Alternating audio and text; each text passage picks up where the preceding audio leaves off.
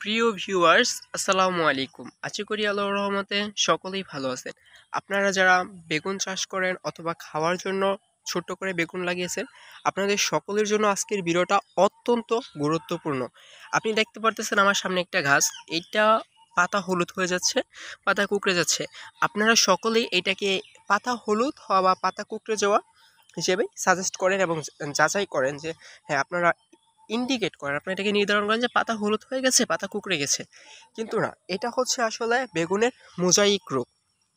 এই রোগ হলে বেগুন ক্ষেত খুব দ্রুত না, তবে একটা ধীরগতি মন্থর গতিতে পুরো বেগুন ক্ষেত নষ্ট হয়ে যেতে পারে যদি আপনি সঠিক পরিচর্যা নিতে অক্ষম হন।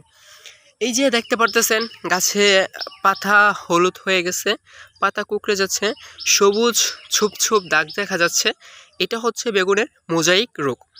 এই রোগ হলে খুব দ্রুত ছড়ায় না, কিন্তু এই রোগটা আস্তে আস্তে এক গাছ থেকে আরেক গাছে ছড়ায়। এই রোগের বাহক হচ্ছে ঝাপ পোকা। ঝাপ পোকা দমন করতে পারলে এই রোগ থেকে মুক্তি পাওয়া সম্ভব।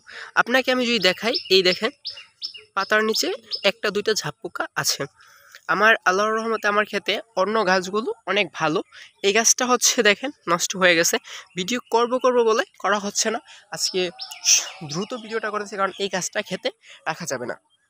তো এখন আপনারা প্রশ্ন করতে পারেন যে মোজাইক ভাইরাস হলে কি করব।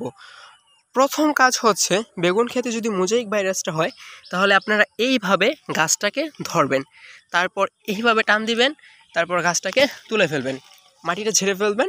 আর অথবা যদি আপনার কাছে একেবারেই কম পরিমাণে আক্রান্ত হয় তাহলে ওই ঢালাটা কেটে দিবেন। দেখতে পাচ্ছেন, এই যে এটা হচ্ছে মোজাইক ভাইরাসের প্রথম কাজ। মোজাইক ভাইরাস যে গাছটাতে আক্রমণ করবে সেই গাছটা ঠিক এইভাবেই ধরবেন আর হচ্ছে টেনে তুলে ফেলবেন। দরদ দেখাইতে গেলে আপনার গাছ পুরো জমি নষ্ট হয়ে যাবে। পরবর্তী কাজ হচ্ছে মোজাইক ভাইরাসটা ছড়াই হচ্ছে ঝাপ পোকা। এক গাছ থেকে আরেক গাছে এই গাছের ভাইরাসটা নিয়ে যায়। ঝাপ পোকা দমন করার জন্য সবথেকে বেশি কার্যকর হচ্ছে ইমিডাক্লোরোপিড গ্রুপের কীটনাশক। এখন আপনারা যদি নাম জানতে চান তাহলে আমি কয়েকটা নাম সাজেস্ট করে দিতে পারি। দুইটা নাম সাজেস্ট করে দিচ্ছি আমি, সেটা হচ্ছে টিডো আর হচ্ছে অ্যাডমায়ার। আপনারা এই দুইটা এনে স্প্রে করতে পারেন, অথবা হচ্ছে যে কোনো আপনারা বাজারে যাবেন, কীটনাশক দোকানে গিয়ে বলবেন ইমিডাক্লোরোপিড গ্রুপের কীটনাশক দেন, যেটা খুব ভালো মানের। তারা অবশ্যই ভালোটাই দেওয়ার চেষ্টা করবে। আর যদি আপনি আমার সাজেস্টকৃত নাম নেন সেটা হচ্ছে অ্যাডমায়ার অথবা টিডো। এই দেখেন এখানে আরেকটা গাছ আক্রান্ত হয়েছে, আমি এগুলো তুলে ফেলতেছি। দরদ হচ্ছে দেখানো যাবে না। যদি আপনি মায়া করেন তাহলে আপনারই ক্ষতি হবে। এখন ওষুধের প্রয়োগটা কীভাবে? টিডো বা অ্যাডমায়ার, মোট কথা ইমিডাক্লোরোপিড গ্রুপের যে কোনো ঔষধ প্রতি লিটার পানিতে 1 মিলি হারে স্প্রে করে দিবেন বিকালবেলা। অবশ্যই কীটনাশক স্প্রে করার সময় সতর্কতা অবলম্বন করবেন।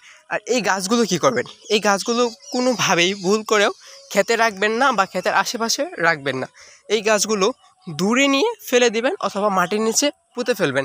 মাটির নিচে পুঁতে ফেলাটাই শ্রেয়। আর যদি আপনি দূরে নিয়ে ফেলে দেন যেখানে আর কি চাষবাসের জমি নেই সেখানে, তাহলে সমস্যা নেই, রোদে পড়ে মারা যাবে। কিন্তু আরেকজনের ক্ষেতের পাশে নিয়ে ফেলে দেবেন, সেটাও হবে না।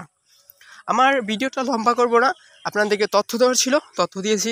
যারা শেষ পর্যন্ত আসছেন আমার এই ভিডিওটা দেখে তারা অবশ্যই জানাবেন আপনি আমার ভিডিওতে উপকৃত হয়েছেন কিনা এবং আপনি কি নতুন কিছু জানতে পারলেন কিনা। আর আপনি কোন জেলা থেকে আমার ভিডিওটা দেখতেছেন সেটা অবশ্যই আমাকে কমেন্টে জানাবেন। আবারও বলতেছি, এটা হচ্ছে বেগুনের মোজাইক রোগ। লক্ষণ পাতা হলুদ হয়ে যাবে, সবুজ ছোপ দাগ তৈরি হবে। আর এটার বাহক হচ্ছে ঝাপ পোকা। ঝাপ পোকা দমনের জন্য ইমিডাক্লোরোপিড গ্রুপের কীটনাশক স্প্রে করবেন প্রতি লিটার পানিতে 1 মিলি করে।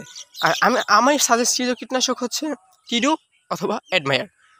সকলকে অসংখ্য ধন্যবাদ ভিডিওটা শেষ পর্যন্ত দেখার জন্য।